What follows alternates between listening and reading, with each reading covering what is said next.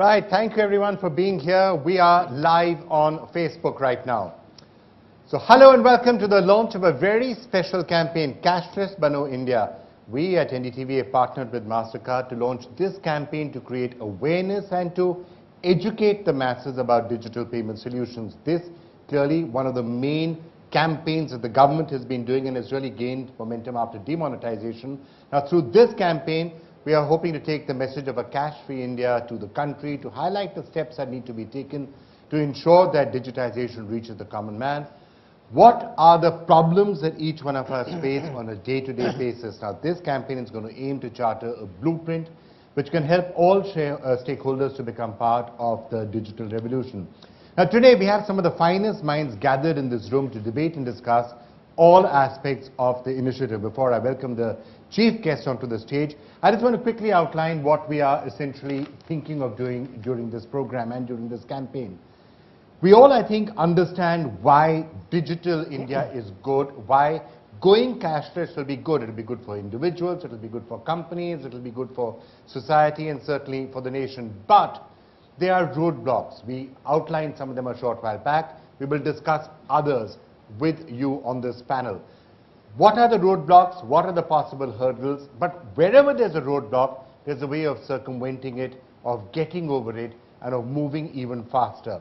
And that's what we're going to try and do today. We're going to brainstorm possible solutions to take this forward even further.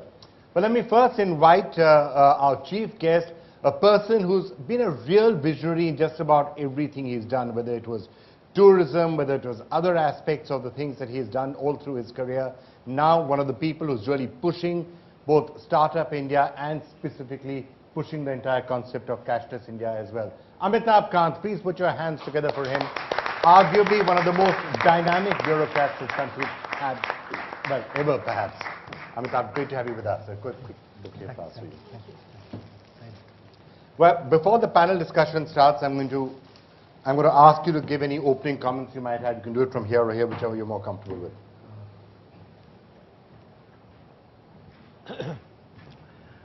Let me first compliment Mastercard and NDTV for this very, very unique initiative of Cashless Bano India. This is, to my mind, one of the key challenges before the country. India has essentially been a cash economy. 86% of our transactions used to be in cash. 95% of our personal expenditure used to be in cash. Cash was a very integral part of our daily life. But India spends, according to one study, 1.7% of its GDP on cash, and just to print cash. And actually, another study shows that close to about 21,000 crore, that's approximately about 3.5 billion US dollars, is spent on circulation of cash around us. That makes India one of the biggest informal economies. Now, it can't be possible that India aims and its ambition and hunger to be a $10 trillion economy, but it should be a $5 trillion a formal economy, another $5 trillion parallel economy. It's not possible. And therefore, it was very necessary to smash the informal economy and converge and integrate it with the formal economy. And I think it's important that we move towards digital payments. Whether we call it digital payments, whether we call it less cash, but the important thing is that we should move towards a less cash economy in India. That's important. And what is really critical for a less cash economy? First and foremost, I think we've seen a lot of new innovation. India has several options of doing digital payments. You have UPI, the Unified Payment Interface. You have USSD, that is *99#. You have digital payments cards in India. You have several options. But the challenge for India is that we are the only country in the world with 1 billion biometrics. Only country in the world with 1 billion plus biometrics. 99.9% of the adults in India have a biometric. We're the only country with 1 billion mobiles. No other country in the world has 1 billion mobile. And we're the only country with a unified payment interface at the back. And as several experts have said, our digital payment infrastructure is today 5 years ahead of the United States of America. 5 years ahead. And the only way India can move forward is if we technologically leapfrog. What we are seeing today is very exciting phase where a vast number of startups in the technological innovation field are doing innovative things, very extremely innovative things. I keep meeting many of our startups in the fintech area, and we've seen the emergence of a large number of startups in the fintech areas, and each one of them is doing innovative, a whole range of innovations. And therefore, my belief is that we are going to see a technological leapfrogging. One of that innovation has been the BHIM app. We've seen 23 million BHIM app downloads in the last 4 to 5 months, 23 million. That's a world record. No other app in the world has had this kind of unprecedented welcome as BHIM app has. And what we've done subsequently is to do BHIM app. The BHIM app has led to the BHIM Aadhaar. And BHIM Aadhaar enables merchants to use this and transact a lot of payments. Our strategy is that close to about 450 million Indians have smartphones. So they can do different kinds of digital payments. They can do wallets, they can do UPI, they can do USSD, all of them. They can do internet banking, everything on their mobile. So mobile, to our mind, will be your bank, it'll be your wallet. There are, in addition to the 450 million Indians who have smartphones, there's another 350 to 400 million people who do not have smartphones, but they have mobile phones. And they use *99# to do transaction. Now what the BHIM app has done is made the *99# in different languages, in a vast range of Indian languages, made it extremely easy and simple to do. You can transact very simply and very easy. So 450 million smart mobile phone users, another 400 million non-smartphone users, and another about 300 million Indians who do not have a mobile, And the great example of Aadhaar enabled payment system is when you people go to Krishna and Godavari district in Andhra Pradesh, or you go to some of the ration supply dealers in Jharkhand, they enable you to supply the Aadhaar enabled payment machine enables you to take ration. It weighs your ration, gives you ration. But the ration dealer also acts as the banking correspondent and does cash in and cash out. And therefore, he becomes the banker for the individual. And now in due course, what we will see is that each one of us with a mobile actually will become a walking ATM. Each one of us who has either a POS machines or a mobile phone will be a walking ATM. So India will be the only country in the world, because you have biometric at the back and a unified payment interface at the back, each one of us will be able to transact business using BHIM Aadhaar. And this is one of the greatest innovations which can take place. And to my mind, what India will witness tomorrow is a technological leapfrogging in many ways.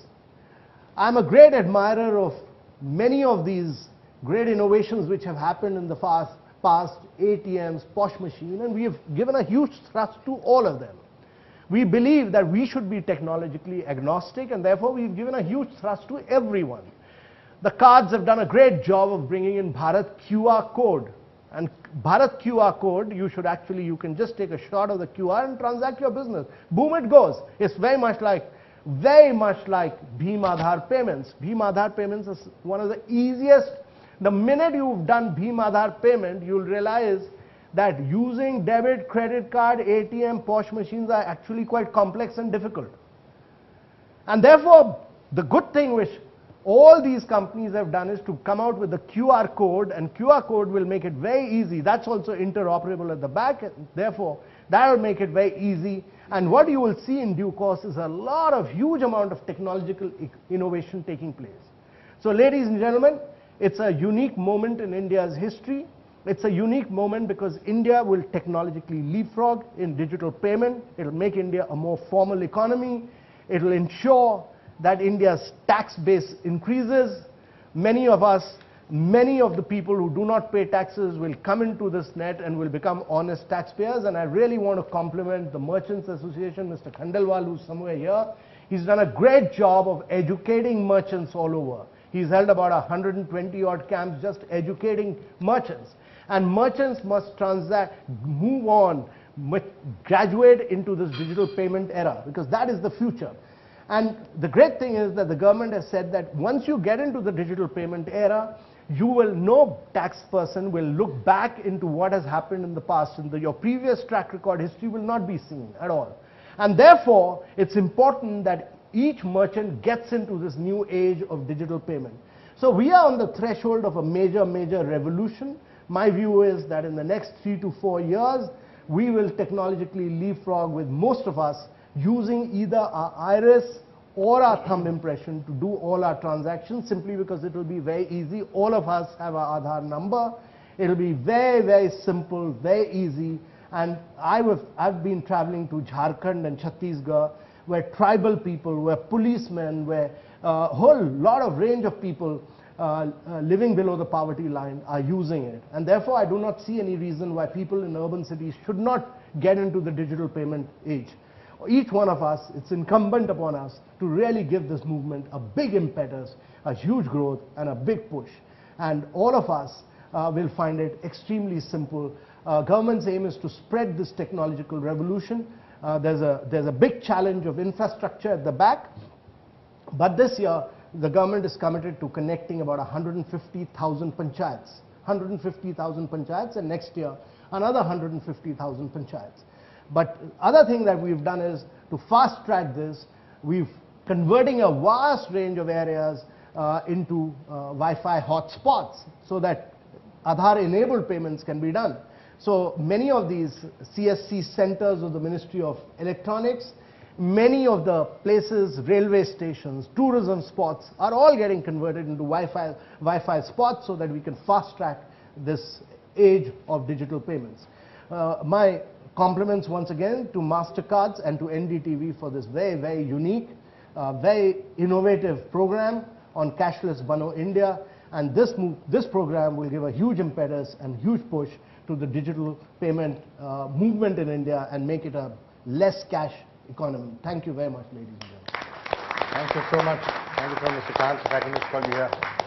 Well, before I call the rest of the panel, I just wanted to call Ari Sarker up here, our partner in this, co-president Asia Pacific at Mastercard. Thanks a lot for coming up and joining us. I'm going to invite everyone else also. Thinking about this campaign, as it's obviously a laudable goal. He outlined very clearly why it's important to actually become cashless. What are you hoping to achieve from the campaign? Well, I think from our perspective and as an industry, what we are really hoping to achieve is that India has a very unique country where you've got two Indias. You've got the urban India, the developed India, and the developing India. And sometimes the issues and challenges are actually different for whether it's urban or a developing problem. So I think what we really want from this is very strong awareness of what those issues and challenges are, and it will need different solutions in these two Indias that we are talking about. And as we have this and involve the public and a broader debate and discussion, I think a strong public-private partnership on how we solve for some of these challenges. Some are more easily fixable and others will take a little more effort to build. Interestingly, this is something which is not Mastercard specific, or for that matter any card specific, any bank specific. If the entire revolution happens as he says, it'll be a tide that will lift all boats. So it's not necessarily competition right now. Everyone is going to try and cooperate and collaborate to try and get this happening? That's very well said, Vikram. I think when we embarked on this campaign, this was really about the whole industry. And if we can work collectively on the common sets of challenges that we have to drive Digital India, I think we will be richer as a whole industry. And if we are richer as a whole industry, I think everyone benefits from it. Right. Come, let's grab our seats, and I'm going to invite the rest of the extremely eminent panel.